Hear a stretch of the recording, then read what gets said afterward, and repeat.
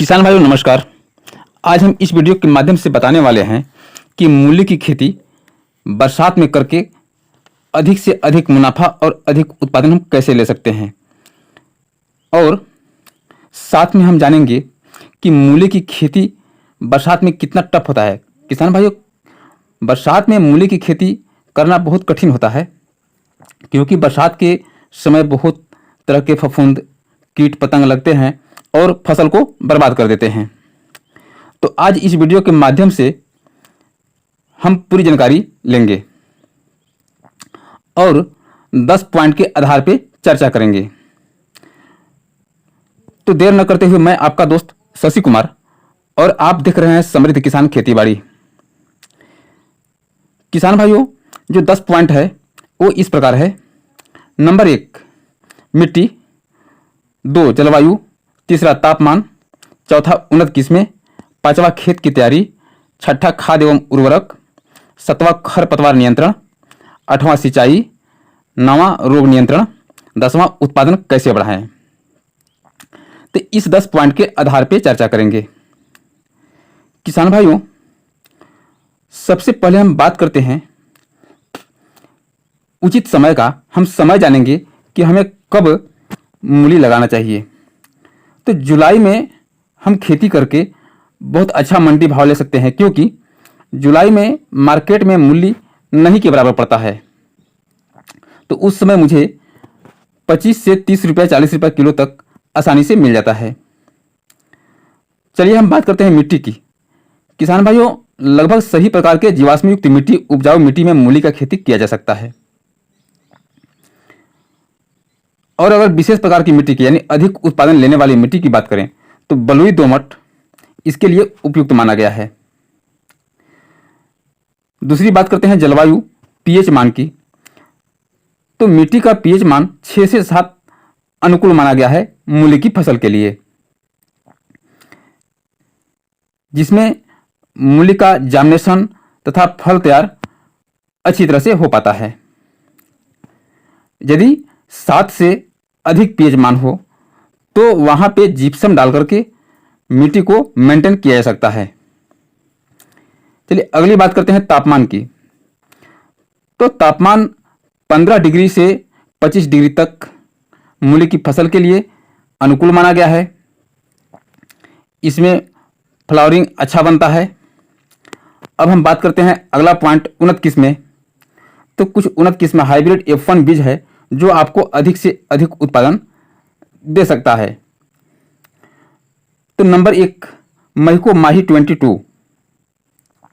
किसान भाइयों, इसका फल लंबा, बेलनाकार और बिल्कुल सफेद, और इसकी हम स्वाद की बात करें तो कम तीखा होता है। और 1 एकड़ में उत्पादन की बात किया जाए तो 100 से 120 क्विंटल तक इसमें उत्पादन होता है। दूसरी वैरायटी की बात करें शताब्दी सीड्स। किसान भाइयों, शताब्दी सीड्स 40 से 45 दिन में तैयार हो जाता है। और इसका फल की आकार की बात करें तो फल की आकार बेलनाकार और बिल्कुल सफ़ेद, और स्वाद में कम तीखा रहेगा। और फल की, इसका कंद की साइज की बात करें, हम मूली की साइज की बात करें तो 8 से 9 सेंटीमीटर तक लंबा होता है। इसलिए इसका बाजार डिमांड बहुत ज़्यादा होता है। मार्केट में इसका बहुत ज़्यादा मांग होता है। अगली वैरायटी की हम बात करें तो जापानी सफ़ेद। किसान भाइयों, जापानी सफ़ेद F1 हाइब्रिड है। इसका फल 40 से 45 दिन में तैयार हो जाता है। अगर इसका हम कंद की आकार की बात करें तो इसका कंद 8 से 9 सेंटीमीटर का होता है, बिल्कुल सफ़ेद, और इसका मार्केट डिमांड बहुत ही ज़बरदस्त होता है। इससे आप मार्केट में 25 से 30 रुपये किलो तक बिल्कुल आसानी से बेच सकते हैं। लास्ट वैरायटी की हम बात करें हिसार नंबर 1। किसान भाइयों, यह फसल लगभग 40 से 45 दिन में पूरी तरह से तैयार हो जाता है, यानी आप मार्केट में इसको ले जाकर के 40 से 45 दिन में बेच सकते हैं। इसका कंद की बात करें, मूली की बात करें तो इसका मूली लगभग 9 से 10 सेंटीमीटर होता है और बिल्कुल सफ़ेद तथा आकर्षक होता है। चलिए अब हम बात करते हैं खेत की तैयारी कैसे करें। किसान भाइयों, खेत की तैयारी करने से पहले आप खेत की चुनाव अच्छी तरह से करें। आपका पानी निकास की अच्छी सुविधा हो, क्योंकि आप बरसात के लिए मूली लगाने जा रहे हैं। बरसात में बरसाती पानी भर जाने के बाद आपका मूली का कंद खराब हो जाता है। मूली में तमाम तरह के कीट पतंग लग जाते हैं, कीड़ा लग जाते हैं, जिसकी वजह से उसका फल खराब कर देता है, खा करके ख़त्म कर देता है, जिसका कलर काफ़ी डिस्कलर हो जाता है, जिसकी वजह से मार्केट में डिमांड कम होता है। इसलिए पानी निकास की उचित सुविधा देख लें। अब खेत की तैयारी की बात करते हैं। तो खेत को अच्छी तरह से मिट्टी पलटने वाला हल से जुताई करवा लें और कम से कम 8 दिन तक धूप लगाएं। और अंतिम जुताई से पहले अच्छी तरह से सड़ी हुई गोबर की खाद 3 से 4 ट्राली डालें और डीएपी 30 किलो तथा रिजेंट 8 किलो अंतिम जुताई से पहले पूरे खेत में छिड़काव करके अंतिम जुताई करवा करके समतल करवा लें और बेड बनवा लें। अब हम बात करते हैं रोपाई की। तो एक एक बीज लगभग 5 से 6 सेंटीमीटर पर, यानी कि पौधा से पौधा की दूरी 5 से 6 सेंटीमीटर रखें और लाइन से लाइन की दूरी 10 इंच रखें। अगले पॉइंट की हम बात करें तो खरपतवार नियंत्रण। किसान भाइयों, खरपतवार नियंत्रण आप हाथ से ही करें, ज़्यादा अच्छा रहेगा। आपका पौधा और खेत दोनों सुरक्षित रहेगा। यदि आप हाथ से नहीं निकाल पाते हैं तो मूली की रोपाई के तुरंत बाद 1 लीटर पेंडामेथिलिन 200 लीटर पानी में घोल बनाकर पूरे 1 एकड़ में छिड़काव करें, जिससे आपका घास फूस नहीं जमेगा। और घास फूस नहीं जमने के फायदा बहुत सारा है, जिसमें अनावश्यक कीट पतंग नहीं उगेंगे, कीट पतंग नहीं आएंगे, जिसमें आपका दवा खर्चा बच जाता है तथा आपका पौधा बिल्कुल साफ सुथरा रहेगा।